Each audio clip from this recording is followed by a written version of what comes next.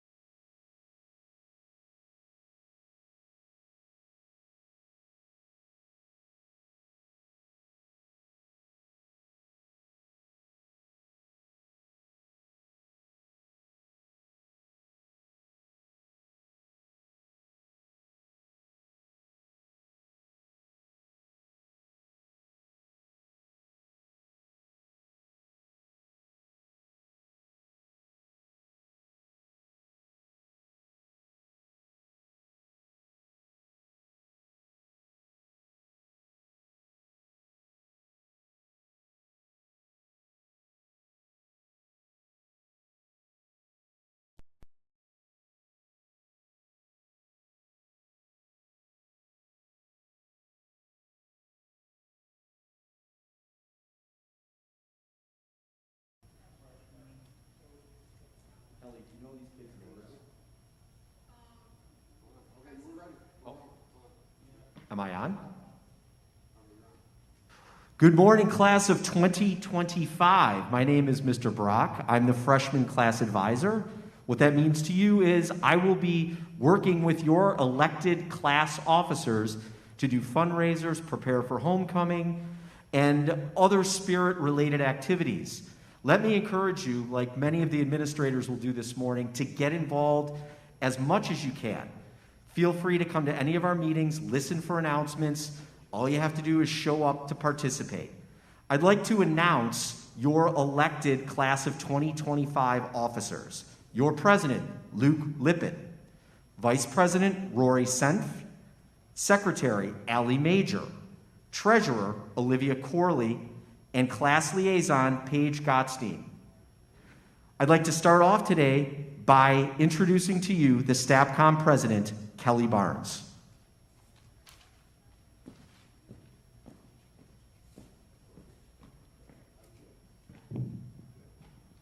Good morning, class of 2025. My name is Kelly Barnes, and I'm the Stepcom president for this upcoming school year. It's kind of crazy that I'm wearing a senior shirt and talking to all of you in your homerooms. I can definitely remember during my freshman assembly when there was a senior in a senior shirt talking at me. So basically, you're going to hear two things today, that high school goes by fast and that you should make the most of it, which I agree with because here I am wearing a senior shirt and I don't know where time went. The second thing you're going to hear today is to just get involved. So I'm going to kind of touch on that, on how to get involved and just why it's important. So you can get involved by being a homeroom rep, which connects you directly to your class officers and allows your homeroom to get the most amount of information directly from the class officers. So you can be informed on different events that are happening and how to participate in those events. You can also join clubs. By doing this, you have a blast with your friends and you get to connect with a bunch of teachers. There's actually a page in your agenda, it's like page 8 maybe, with all the clubs and the advisors of those clubs. So I'd highly recommend just to check that over, maybe find a club you really enjoy and grab some friends and listen to the announcements to find out when that club is meeting. Also, we do have our first Stepcom meeting on September 20th at 7 o'clock in the Commons. It's a Monday night. I highly encourage you to come so you can see what we're doing behind the scenes, see what we're doing for the school. And if you have an idea, don't just tell your friends, tell us. If you want change, be that change.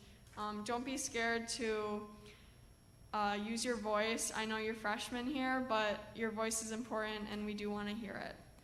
So you can find me in room 163, myself. You can find the rest of Staffcom. That's where you'll find your class officers. And again, it's room 163. It's Mrs. Romager's room.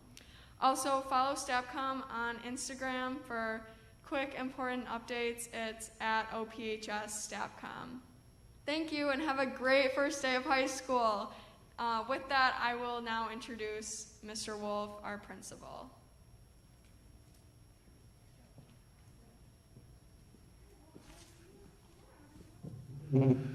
Thanks, Kelly, and welcome freshmen to Orchard Park High School. Very excited to have you here.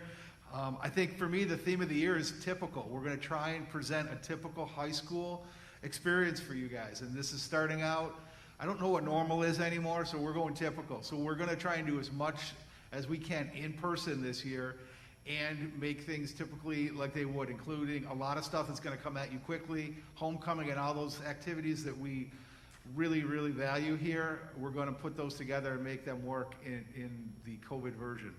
So there's a few things that I need to talk about, and being new to the building, it's going to be new to you, but just reminders, this is not new, it's the district policy. You need to be wearing a mask when you're in the building. You will get breaks during the day. You can take your mask off when you're eating in the cafeteria, when you're outside for PE, if your class goes outside. So pay attention to your teachers on when you can get those breaks and when you don't need to have a mask on. But part of what we really, really value in Orchard Park is getting everybody in person 5 days a week. And so to do that, we've got to do this layered technique of taking care of things to help keep us healthy and keep us here. So that's a big one. The other thing that's new this year is an active health screening. So every day you need to go online. You'll get it, your parents get an email, but you can also access it as high school students and fill out the 4 questions and say that you don't have a fever. That's something that has to happen every day. So what we're going to have to start doing is if someone doesn't fill that out and they're in school, we're going to need to bring them down to the nurse and have them do that there. So it's going to be disruptive in your day if you don't do it before school. So you'll see all kinds of information about that and reminders about that, but please remember to do that. I know it's an early start to the day to get up and get ready and get here and catch the bus, but it's something that you can do and help your day go more smoothly. And again, it's another piece of the puzzle of keeping us safe and keeping us in the building, because that's what we want to do. We don't want to have to be reverting back to a fully virtual. It's not the same experience. When you look around the building, you'll see all kinds of things in place to help keep us safe and healthy and clean. Please do your part to not drop garbage on the floor. Take care of the building. You'll see the building is in great shape. There's hand sanitizer everywhere if you need to use that. Keep washing your hands, all those things. But also take care of the building. A clean building is a safer building and a healthier building. When you look around, you'll see there are not kids dropping garbage on the floor. Pick it up, put it in a garbage can, recycle. We're very conscientious about that at the high school, so please help us strengthen that culture and continue it as freshmen. One thing that I am compelled to talk about through the state mandates is the Dignity for All Students legislation. And so what it really means to you guys is you need to treat each other with respect and be inclusive of each other and not be causing problems and bullying and harassing each other. And that extends to social media. That's not just in the building. Anything that happens on social media is something the school will look into and could have school consequences. Really, the word to the wise here is treat others like you would like to be treated. There's no reason to be getting into somebody's face on Snapchat or Instagram or whatever social media you're using. Just be a good citizen, be a good friend, and be deferential to each other, and don't do it. That's really all I need to say about that. That's the expectation we have at Orchard Park. I think that is everything that I have to talk about. I'm very excited. What you're going to hear a lot today and in the first couple of days of school is get involved. What I will add to that is ask questions. Don't walk around clueless. Don't walk around lost. Don't think that someone isn't going to help you. Ask any adult, and honestly, you can ask any kid, and they're going to help you. They're not going to steer you in the wrong way. They're not going to give you a hard time. So if you're not sure where a classroom is, ask somebody. They'll be willing to help. There'll be people all over the building. So if you're not sure about a club or a sport or something like that, ask an adult. If they don't know the answer, they'll find it for you. So don't walk around clueless. Ask questions. I'm very excited for you guys to be here. The 4 years is going to go quickly, but they're going to be a fun 4 years. And with that, I'm going to introduce Mr. Hafner, who is the House 1 principal. Have a great year, freshmen. Thank you, Mr. Wolf. Hello, my name is Mr. Hafner, and I am the House 1 principal. I'm going to be talking to you today just about attendance and dress code. What I am going to talk to you about today is all found in the student handbook that you should have received. I'm going to start on page 13, so if you're going to follow along or whatever, you can open up your handbook, but I'm going to be on page 13. So first off, attendance. So we're in a great year this year compared to our last couple years where we are having you here 100%. So what a privilege for you guys to be able to come to school every day and actually sit in your classrooms with your teachers directly in front of you. So let's make use of that. Let's come to school. So ideally that would be 100% because it's very difficult to learn when you're not sitting in your classroom and listening to your teacher and doing the work that's involved in your class. But if you have to be absent for any reason, be it illness or anything beyond that, death in the family or whatever, just make sure it's required that you submit a note.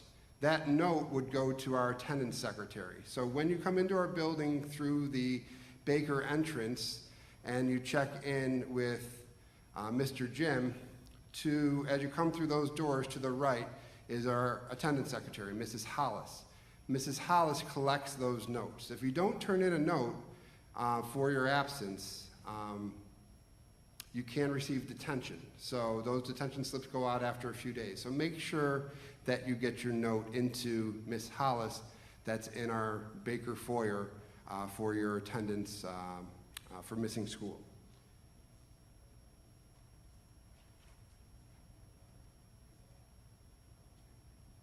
So being tardy is also another thing that you'll need a note for. So should you come into school late, you need to make sure that you have a note. We have excused absences and we have unexcused absences, and excused tardies and unexcused tardies.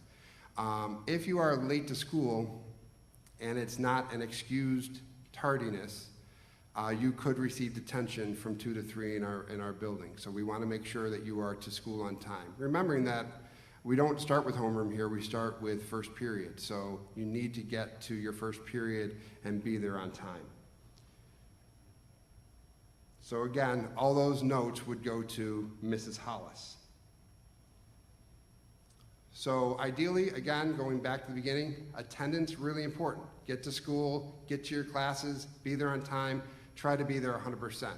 If you're absent, make sure that you get your note to Mrs. Hollis. And again, we were absent for a number of different reasons, but this year especially, if you have any type of COVID symptoms, you want to make sure that you stay home and make sure that those things go away before you come back. If your absences become excessive, that's where other things can happen. So I want to talk about that for a little bit. We have an attendance committee. So you can be referred to our attendance committee if you have excessive absences. So teachers have the right to refer you to the attendance committee, and ultimately, if you go through the entire process, you can be denied credit for that class. For a half-year course, a semester course, if you have 12 or more absences, you can be denied credit for that class. For a full year course, it's 20 absences, and you can be denied credit for that class. So if you start receiving attendance referrals from a particular class because you've been excessively absent, that's a process that can lead to denial of credit. So important for you to know that even though you're going to class and you're getting the work done, if you have more than 12 absences in a semester course or 20 absences in a full year course, you can still be denied credit. So again, attendance extremely important. Make sure you get to class. Okay, so I think that's all. If you are going to be released early from school, you have a doctor's appointment or whatever, you need to make sure that you also have a note. And that note, again, would go to Mrs. Hollis in the Baker foyer. You cannot leave early from school unless you have a note from your parent saying that you need to leave early and the reason for that early release. And then you'll get a pass from Mrs. Hollis that you'll give to your teacher in whatever class it is that you're leaving early from, and you'll be able to leave the building at that time. Okay, moving on to dress code. So with regard to dress code, in general, and now I'm moving on to page 24 in your student handbook. With regard to dress code, we just ask that we have people dressing modestly, okay? Kind of like a business casual. Our idea is that we want to make sure that people are respectful in the way that they're dressing in our building, and we want to kind of promote that throughout your 4 years here. So things like shorts and skirts, we want to make sure that those are at a reasonable length. We don't have a rule or anything about like fingertip length because people's arms are different lengths and it's different for everybody, but we want to make sure that people are covered appropriately. We also don't want to see any undergarments, so all undergarments have to be covered, straps, bands, whatever. Everything has to be covered appropriately with the clothes that you're wearing on top of your undergarments. No midriffs. So we have a rule about not seeing midriffs, so make sure that you have your midriffs covered. We have a hat rule. There are no hats in our building. That would include like bandanas and things like that, so headgear. So make sure that you do not have any type of hat during the day. You'll be asked to remove those things. We want to refrain from wearing any type of clothing, t-shirts, or not hats, because we can't wear hats, but even like socks or earrings depicting anything that is drug-related, weapons-related, or has profanity on it. So the clothing that you have should not be offensive to people that are around you. So please make sure that you're wearing things that are appropriate, that have appropriate things on them.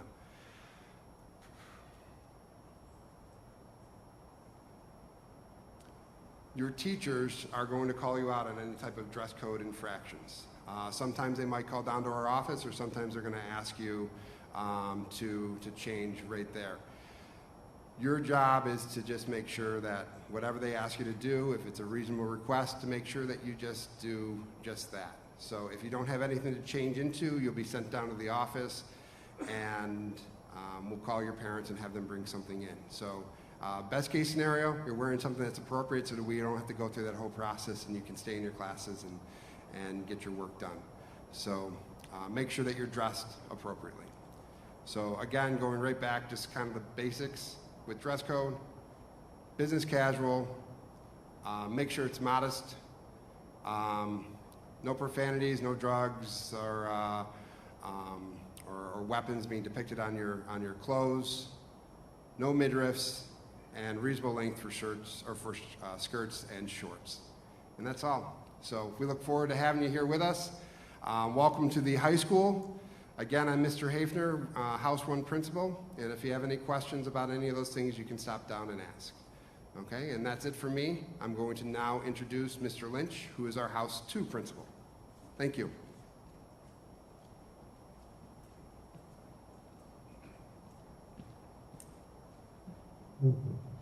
Good morning, freshman class. Welcome to your first day of school in the high school. I'm going to talk to you about a couple different things. First off, being disciplined, then we'll get into eligibility, and then some safety drills.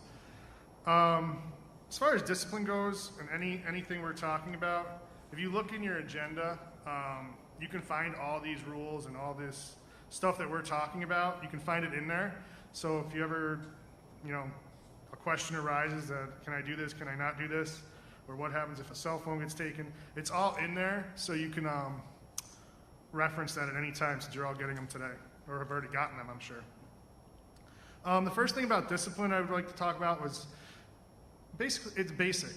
If a teacher asks you to do something, do it. You have the right to question things, but do it the right way. If you have an issue and you want to come talk to me in House 2, that's fine. Or you can go to your house office if you're House 1 or House 3, and you can talk. We're always willing to listen, but in the moment, we always have to do the right thing and respect the adults in the building. At some point, you don't do your homework, or you say something or do something you shouldn't have. The teacher has a couple different options. They can hand out a consequence themselves. They can say, we don't want to go through the house office. I'm going to get an hour detention. You can come stay with me after school. We're going to work on this, and that'll be the end of it. Another option would be to write a warning. So we have two written warning or referral processes. A warning is basically just that. It's a written warning. It gets documented. You'll come talk to your house principal about what the consequence is or what you did. The principal will usually talk to the teacher to get a good idea of what happened. And usually it goes with an hour after school from 2 to 3 o'clock. And that's pretty universal with a warning. You'll usually get an hour after school. The other option a teacher or staff member has is to write a referral. If they write you a referral,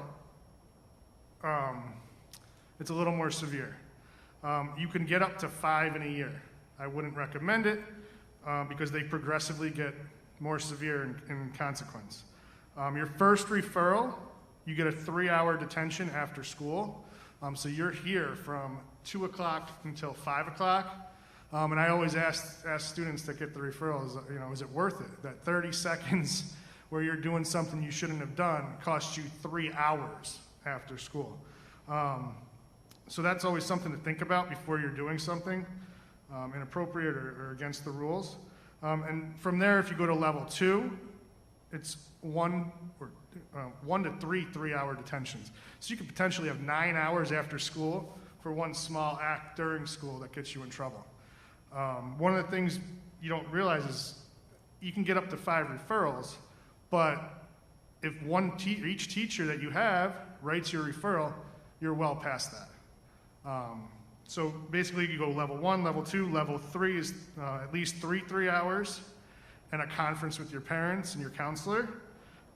For level 4, it would be a suspension, and then another conference with your parents and the building principal, Mr. Wolf. And then the fifth level goes straight to the superintendent, and we talk about it at his level, whether you're going to come back to school or not, or there has to be a different placement for you. Some of the other things that have just pretty black and white consequences, if you have a vape, it's 3 hours after school. That's it. If you get caught with a second one, then you start going down to the referral route. Masks, and I know Dr. Fisher's going to talk about cell phones, but you get one warning with the mask. A lot of teachers, you're walking around, your mask's down around your chin or your nose, they're going to tell you, pull it up. Just do it. I know it gets hot in there, and sometimes we need a break, but if you're walking around the halls with a lot of people, you should have your mask up. Goes along with that, you shouldn't have gaiters on, or there's another one, can't think of it, but gaiters aren't allowed in school now, so you have to have an actual mask. So if you get sent down to the office because teachers told you 4 days in a row, it'll be a warning, a phone call home. Second time, if you get sent to the office, it would be a referral. And it all gets documented every time you come to the office for a disciplinary measure. So just realize that we know how many times you've been there and what you've been there for. It's the same with a cell phone. If you have a cell phone out and the teacher tells you to put it away and you don't, they take it. They have every right to take it, as Dr. Fisher will talk about in a few minutes. They shouldn't be out at all. But if the teacher takes it, they're going to bring it to the house office. A parent must pick it up. We will not give it back to you. You can beg, you can plead, you can cry, you can do the whole thing, but a parent must come pick it up. We have people in the building till about 9:30 at night where they can come and get it. If you get a second cell phone violation, again, that goes as a referral. So then you start up that disciplinary process. If you have questions about discipline, you can always stop into your house office. If something comes up after this, or somebody can't answer a question, your teacher doesn't know the answer, stop into the house office and give us, let us know, and we'll try to work it out with you. As far as eligibility goes, like we've said, you've probably heard it 5 times already, but to get involved. So whether you're in the music program, you're doing athletics, clubs, or other activities after school, we want you to be involved, but we have to remember that we're here for school first. So if you're struggling in class, your teacher has the right to go to your advisor, your coach, or whomever, and say, listen, so-and-so's having a tough time. I'm going to need them to take a break. So they can request, or warn you first and tell you to get your grades up. Then they can request that, you don't participate for a week. So that's always an option for a teacher. Now, if you're not doing well, but you're showing effort, you're staying after school, you're doing extra things, and it's just a difficult class, that's different. Teachers will usually work with you in that case. But if you don't do what you're supposed to do and you're not showing the effort, that's when this would kind of come into play. Moving on to safety, just like in the middle school, we do fire drills, lockdown drills, shelter in place, so I'll just review them really quickly with you. We'll do 6 fire drills in the course of the fall. We'll do 2 more in the spring.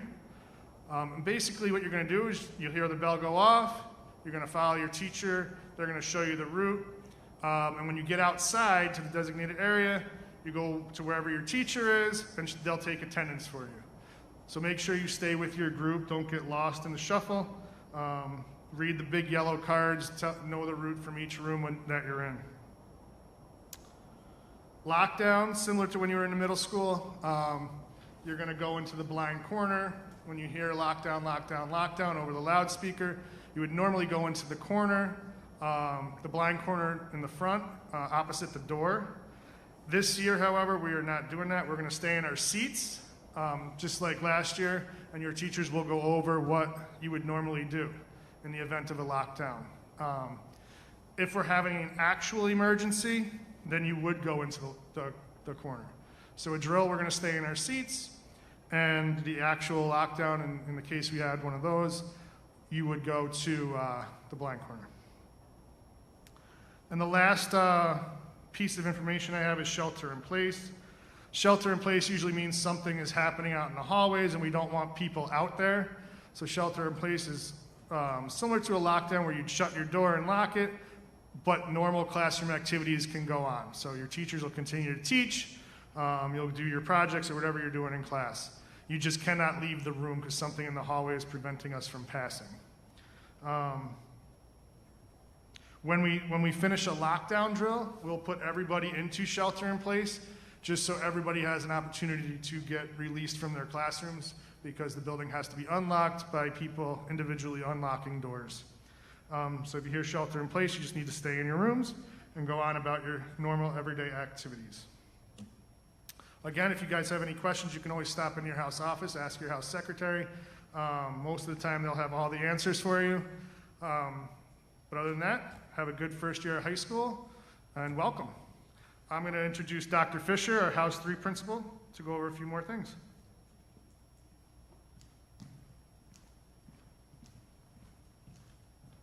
Thank you, Mr. Lynch. Good morning. I'm Dr. Fisher, the House 3 principal, with a few more reminders for you.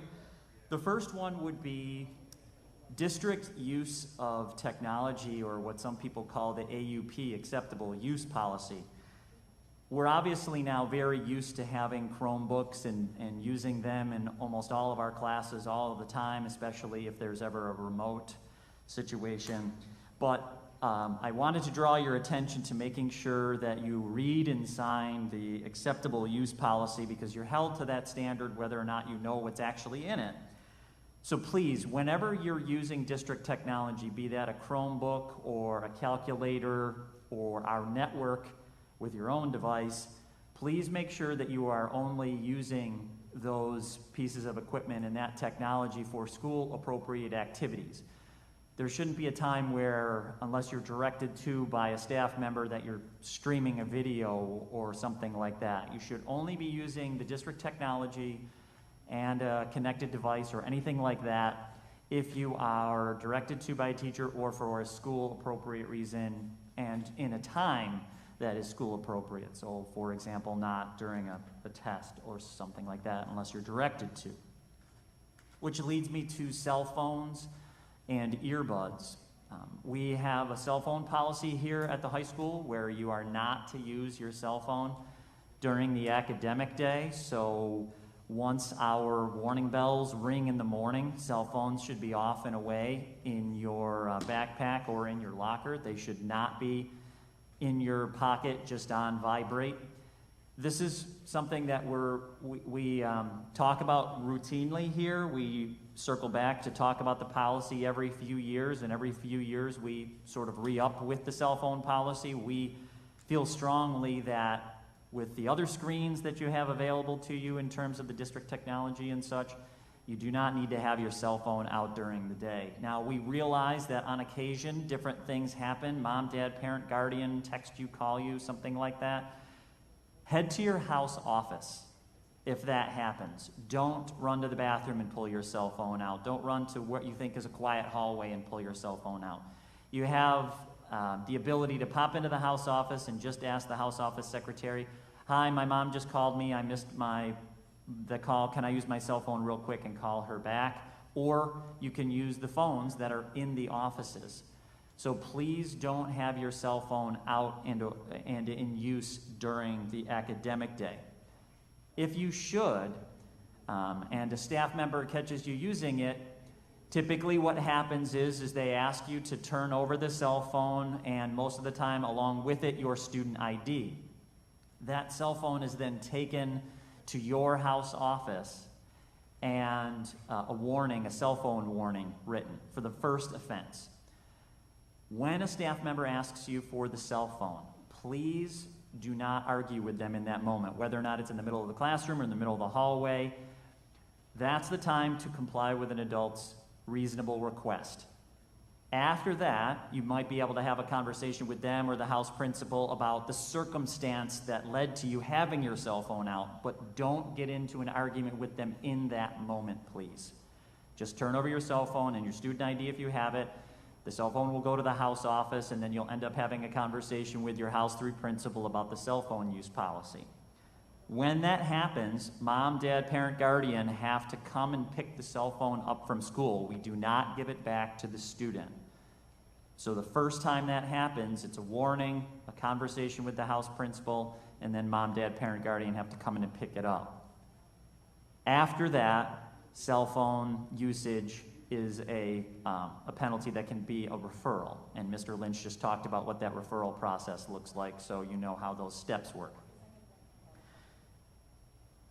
Please keep the cell phones off and away during the day. We know they're a draw, we know they're a pull, but please, don't be sneaky and think you're looking into your pocket to check a text message and nobody's going to find out. It's our teachers are very diligent about making sure they're off and away. Along with that is earbuds. They should not be in or in usage, wireless or wired, it doesn't matter. They should not be in throughout the course of the day unless you're directed to by a staff member, whether or not maybe you're listening to a video in class and they tell you to do that. But other than that, they should not be in your ears walking through the hallways or in the bathroom or in class or in study hall or anything unless, again, it is directed to, you're directed to do that by a staff member. So no earbuds of any kind. And then lastly, I want to talk to you about medications. This is a very, very important subject because you cannot have any medications on your person, in your locker, in your bag, anything like that with you while you're here at school.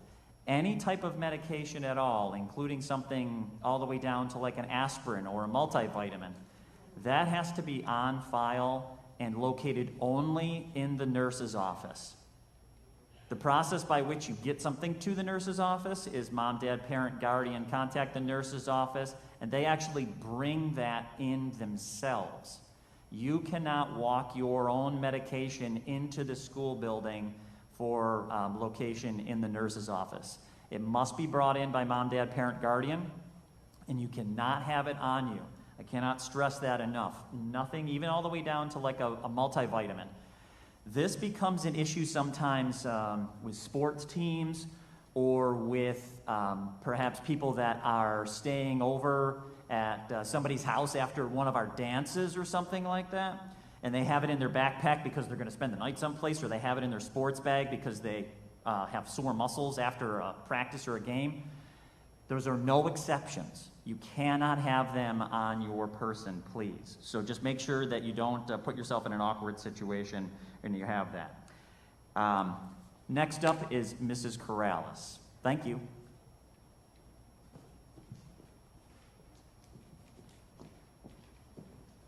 Good morning.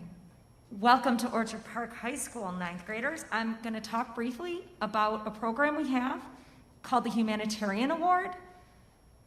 It's found on the Orchard Park High School website, and it's an opportunity for you to give back to the community. But I am going to be coming around to all your homerooms within the next couple of weeks to make sure you understand this program. So I will look forward to meeting you individually in homeroom around the next couple of weeks. I am going to turn it over now to Mrs. Stady and Mr. Biondo.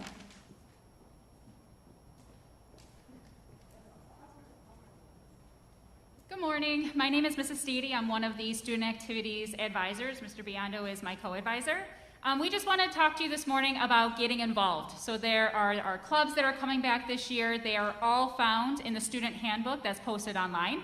If you have any questions or you have any difficulties finding the handbook, you can come see myself in room 162, or you can see Mr. Biondo down by the gym or room 154. Just a couple announcements for homecoming. So the Pep Rally, Powder Puff Parade, and Carnival will all occur this year on Friday, September 24th and Saturday, September 25th. The Pep Rally and Powder Puff game will be held at the stadium, and a ticket must be purchased. The other events are free. Please listen to the morning announcements and check your school email to learn more in the coming weeks. Welcome to Orchard Park. Welcome to Orchard Park High School, everybody. I just want to talk to you about one thing, aside from getting involved, okay? Because a lot of times getting involved can help write your college resume and things like that. But the one thing that I'm going to tell you about is that you're going to be doing this in your phys ed class either today or tomorrow, and that is getting your school ID. Your school ID is very, very important. You need to have it on you at all times. You use the school ID for a whole bunch of things here at school. So it's really, really important. We use it in the library. If a teacher is walking down the hall and you're walking down the hall and they ask to see your ID, you have to come up with your school ID. So make sure that you have your school ID. You're getting your photos taken today. You'll get your IDs today, and we should be all set. I was asked by Mr. Wolf to tell you that when the bell rings, A through K, all students with their last names, last initials A through K will be leaving first. And that's it. Have a great day, freshmen. And if you have any questions about student activities, ask me or Miss Stady. Thank you.